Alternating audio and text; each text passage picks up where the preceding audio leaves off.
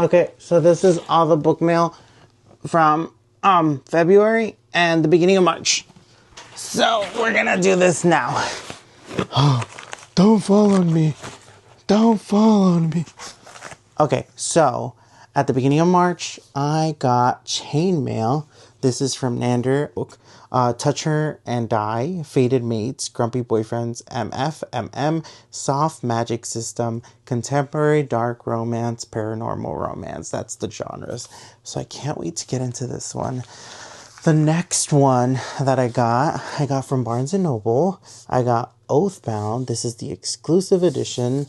I have finished my reread of Legendborn, and this time around, I loved it a lot more than my first read through. I think when I first read through it, I didn't really know how to do characters list for the books that I was reading when there weren't character lists in the book, and now I know, and I can reference my own character list. So I have a character list, an ongoing one for Legendborn and Bloodmarked, that I'm also going to be continuing into Oathbound, which I am currently on Bloodmarked right now. I'm 40 pages in. Look at this. Look at this. I am obsessed. I am gaggeth. I am gagged. The end papers on this, they're both the same, but they're so beautiful. This is like the wallpaper I would have on my flip phone, on my middle school wallpaper in when did I go to middle school? 2010? 2009? I don't remember. I think it was then. Oh, this cover is so beautiful. And with everything going on in Legendborn, at the end of Legendborn, and right now in Bloodmarked, I'm excited to see where this story keeps going. And just the ether. I like magic that is flames, but also stuff that glows. So anytime they mention ether and glowing creatures, I fucking love it. And anytime creatures pop up in any story, any mythical story, I fucking love it. So I can't wait to keep reading that. I got this book from SL Cookley Books. They have an omnibus of their series, and they have a part 1 and a part 2. And this is part 2. So part 1 has books 1 and 2, and part 2 has 3 and 4. Let me get this out. And this cute fucking packaging. The cute fucking packaging she does is amazing. Amazing, amazing. So it comes like this. This is the back. This is the front. This is the spine. I'm glad to finally have a matching set. And then look, he's just a baby. I don't know who he is, but he looks like just a baby. And then I got a signature. I got this off TikTok Shop. And then artwork. And then it's a letter on the back. Dear reader, this is our final letter. I feel as if I've written a million goodbyes to the series and none of them feel right. I think it's because there are no goodbyes for TBTBU. It's forever. These last 2 books are more personal for me. We loved our beloved characters to go through the hardest moments of their lives. There are tears, pain, and peril ahead, but my final word to you, dear reader, is this. Things can be good again. When the world ends, it can be rebuilt. Darkness does not last forever, no matter where you are in life. I hope you remember that. Thank you for being here on this journey, and I hope to see you again in another world. With love. Oh, that's so cute. Chapter titles look like this. Oh, so beautiful. Oh my god. Don't spoiler. Look away. Look away if you don't want to see. That's artwork. It's so beautiful. I can't wait to read this series. I found out that they have an audiobook for the first book, and I was like, oh, I gotta get into this. I got this one. I also got this from Book of the Month. I got this one from Barnes and Noble because it had the artwork of Rose and I think it's Fionn. Yeah, it's Fionn. And I have not read this. I know this is the last book. I'm kind of waiting to read this. I haven't read Crocodile Tears by A.K. Mulford, and I haven't read Scythe and Sparrow by Bryn Weaver. I have been worried to finish this and to finish Crocodile Tears because after I'm done, there's gonna be nothing, no romances to look forward to. Like, there are gonna be romances to look forward to, but like, these are my comfort books, and I read the first book as a comfort read, and I read the second book in this series as a comfort read, and those other books in the Zookeeper series by A.K. Mulford are my comfort reads, and I just have my go-to comfort reads that when I absolutely need a comfort blanket, I can just get into these books, and I know one day if I'm really down, I could just get into these books. I can read this last book, and it'll just like transport me once again, and I'll feel better all over again. So, the next one is May a Divine Awaken. This is supposed to be the saddest fiction book, I think, for March. And there's a special edition coming out, but I was like, before the special edition comes out, I want to read the book. So what I like to do with my special editions, I like to put them on display, but I would like to have a copy where I could just annotate the regular edition and just go through it and scribble all over this and have this be kind of like the book where I'm just like, you know what I mean? Highlight, annotate, all that stuff. I don't know what it's about, but I've heard good things about it. And I've seen pictures of the character art and it looks kind of dope. Like I said, I don't know what this is about. Let's see. On the lost continent of Paris, 8 lands are controlled by divines, powerful beings with abilities to manipulate the metals, harness the wind, and turn flesh to ash. That sounds dope. And with certain books like these, I've stopped reading like the full synopsis because I'm like, that's all I need to know. These 2 lines was enough for me to just jump right in and be like, okay, I can look at the synopsis later. Our Own Light. I've been meaning to buy these books. These are by Logan Sage Adams. They're super nice. They messaged me a while back. They're like, hey, can you check out my book and read it and eventually review it? And I was like, yeah, sure. So then I bought their book so I can read it. It's been a minute. I've been busy with Legendborn and annotating that one and writing characters lists for that one. So whenever I like get dedicated into like one book with like annotating and highlighting, I kind of ignore everything else. And I have such a big character list and like notes for Legendborn that I've just been kind of like ignoring everything else that I'm reading, because if I get distracted, there's so many other characters that I might forget everything that's happening, and I really don't want to forget. Even though I have like a notes list, I'll still forget.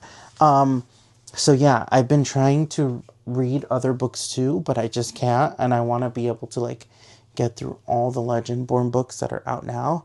And then eventually, if I have to do a reread in the future, I have my notes to come back to, but I want it all to be fresh in my mind and then just to go back to back to back. I got this one from Jonathan Hawker. I bought this one between Once and Forever. Veiled in Argent is supposed to be coming out soon, so I can't wait to get that one.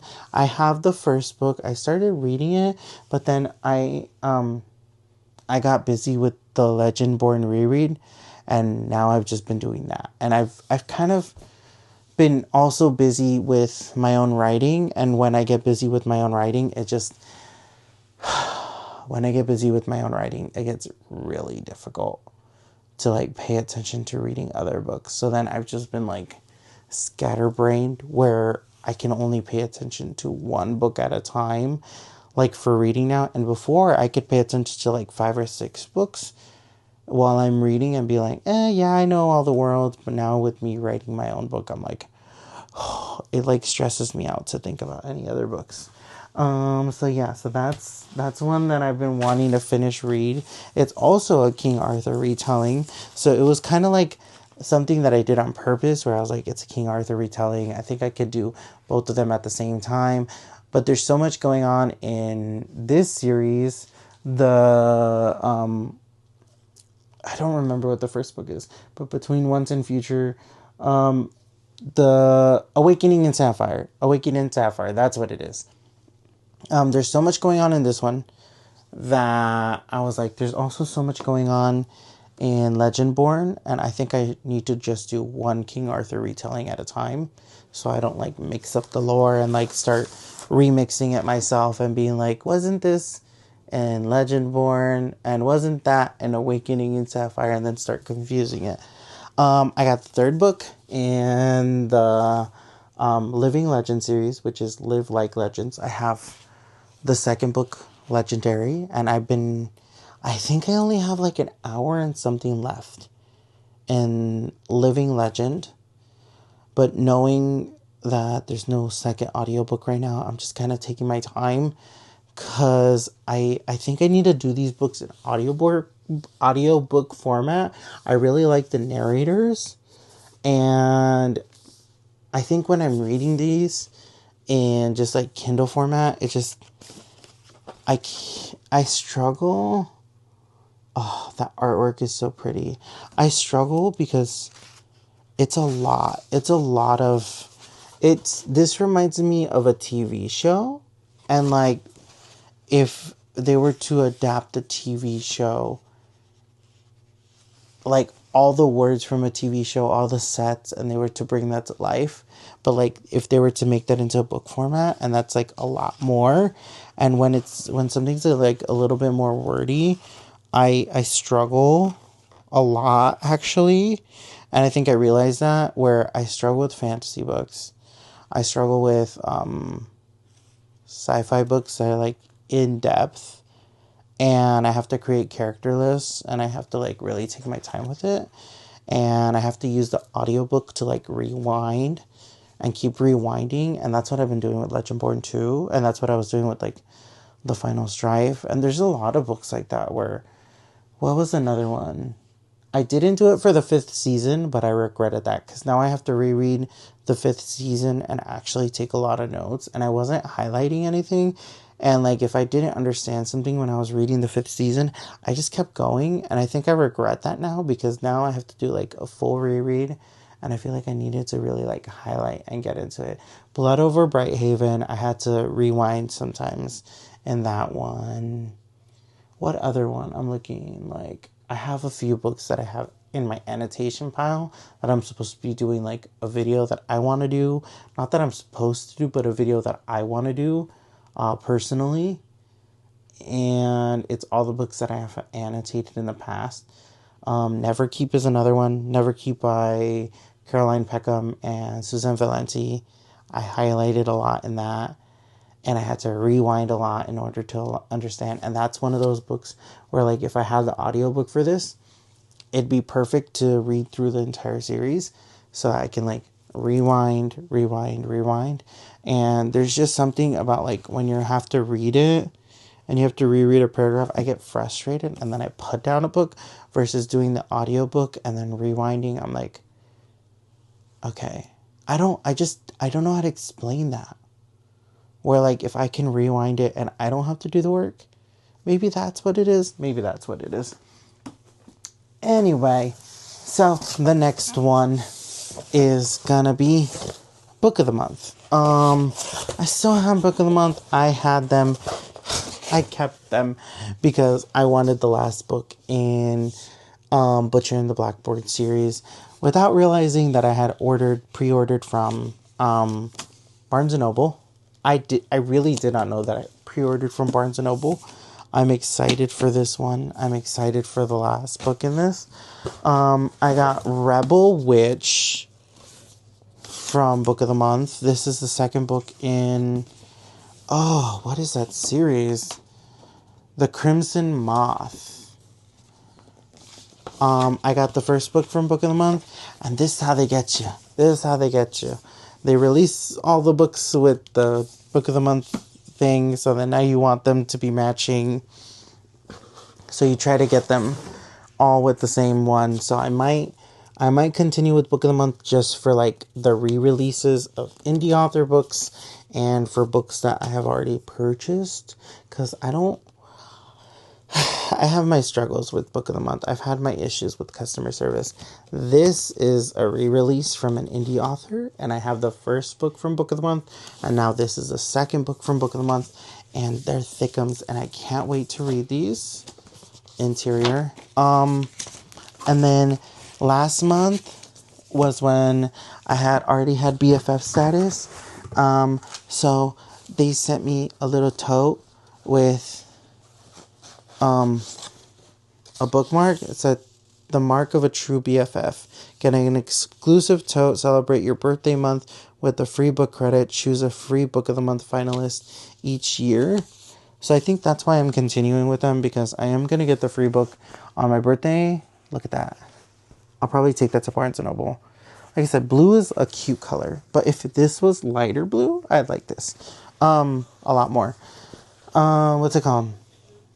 I'll probably continue with Book of the Month, because I get to do the Book of the Year finalists, pick that for free. So I get like 2 books for free a month, and I can skip whenever I want to. But I did have beef with them last year.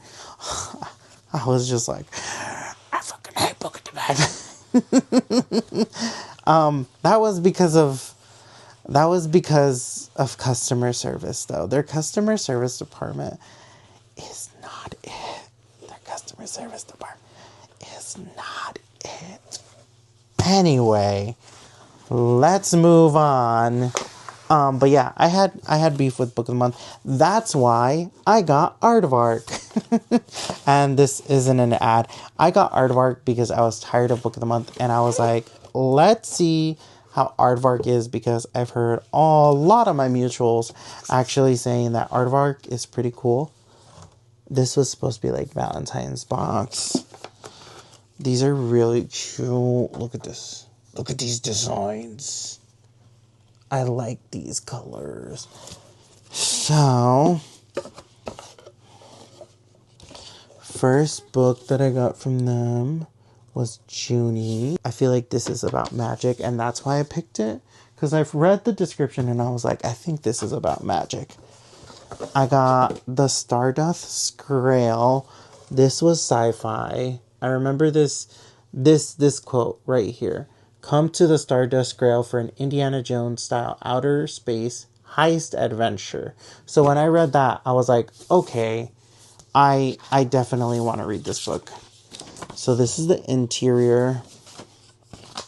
I'm very quick to buy books. I'm very quick. Put it in front of me, and I'll be like, if I sit in front of it long enough, I'll buy it. I got this one too. This one is supposed to be signed by the author. So that's why I picked Aardvark too, because they have some books that are signed by the author. And I think that's amazing, especially from a book box, because you're telling me that the author signed some of these books. And then you get like diverse reads too. And like Book of the Month has some diverse reads. But Aardvark has a lot more. So, props to you, Aardvark. So that was my book haul. It was a lot of books. It was a lot of stuff.